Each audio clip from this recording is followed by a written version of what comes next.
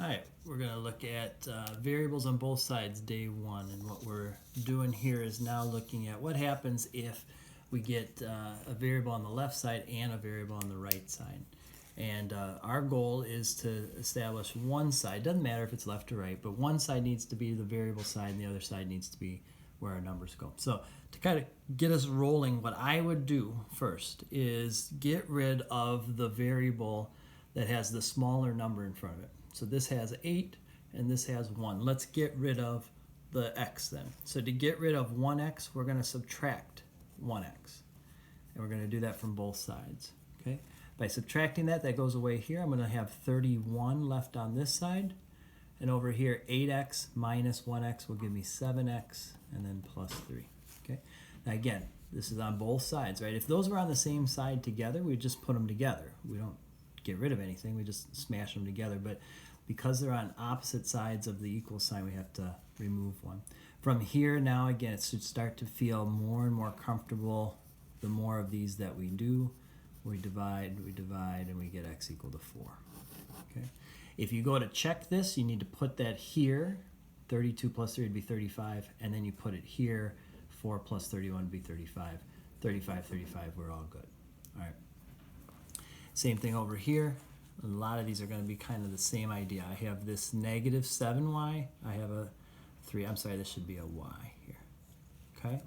So I've got, y's on both sides, but negative 7 is smaller than 3, so I'm going to get rid of negative 7. I'm going to go plus 7y, plus 7y.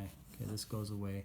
Leaves me negative 12 equals 28 plus 10y. All right, so I've added that 7y over. Now it should feel pretty comfortable. If I subtract 28, I get negative 40 equals 10y. Divide by 10, and we get y equal to negative 4. All right. Come to number 3. I see I've got a negative 1t, I've got 2t. Negative 1 is smaller than 2, so I'm going to get rid of this. So I'm going to go plus 1t, plus 1t. 2 plus 1 gives me 3t. Right. From here I'm going to add 6. 3t equals 18. And I'm going to divide by 3. T equals 6. Okay? So it should be feeling, like I said, more and more comfortable the more of these we do. Over here, I've got 4a, I've got 10a. 4 is smaller, I'm going to subtract 4a. Get rid of that smaller one. The truth is you'll get the right answer if you do something else, but I just find this to be the easiest way to do it. This is the one that gives people the right answer more often than not. Negative 22 minus 8 is negative 30. Divide by 6, and we end up with a equal to negative 5. All right.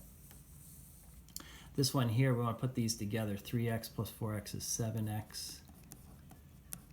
So before we worry about getting rid of anything, let's kind of simplify it. Get it to a variable number equals variable number, something like that. Now 7 is smaller than 11, so I'm going to subtract 7x.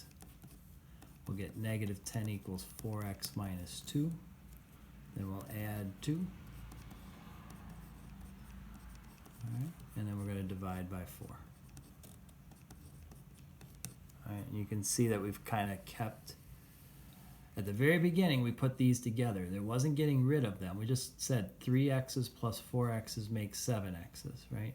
And then from there on out, it was doing the same thing to both sides of this equal sign until we got our answer. All right. So same idea here. I look on this side, and I've got number and variable. Okay, nothing to do there. But over here, 10 plus 5. Well, 10 plus 5 is 15.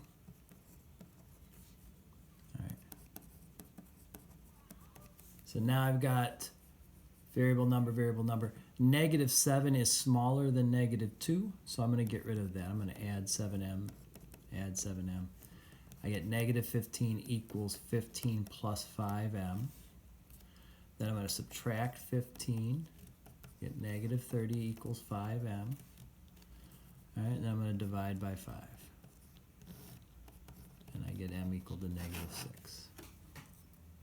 All right, so again, hopefully this is feeling okay. If it was a little confusing in class, hopefully this helps kind of get you a little bit on track. We're going to do this more tomorrow for sure, and get you kind of ready for our quiz on Friday.